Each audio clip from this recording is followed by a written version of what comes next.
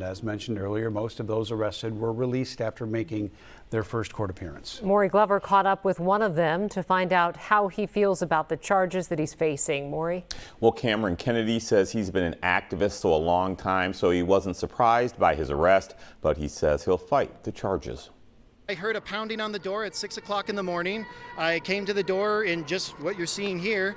Holding the federal indictment outlining the charges against him, Cameron Kennedy says his arrest at his home in South Minneapolis Tuesday morning was unjustified. And there was 12 door kicker Gestapo ICE agents at the door, rifles pointed at my head, telling me to surrender. I surrendered without any conflict. Federal prosecutors say Kennedy and more than a dozen other defendants used blockades at the Whipple building, surveillance, and physical confrontations to obstruct immigration enforcement. They also cited Facebook posts by Kennedy saying things like, "We need to become ungovernable. We need to resist any way we can to materially stop the Nazi occupation," as proof the defendants were frustrated by nonviolent tactics. It's absolutely enraging, of course. You know, this is the type of behavior that we've come to expect of an authoritarian regime that we live under.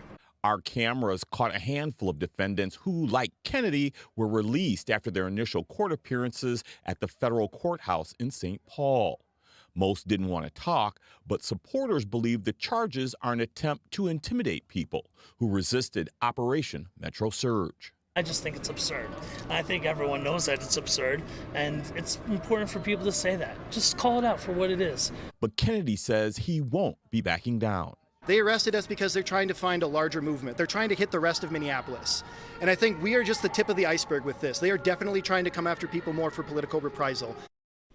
Now, Kennedy says he doesn't know when his next court appearance will be, but as you heard, he says the judge ordered him not to talk to any of his co-defendants as a condition of his release. Back to you.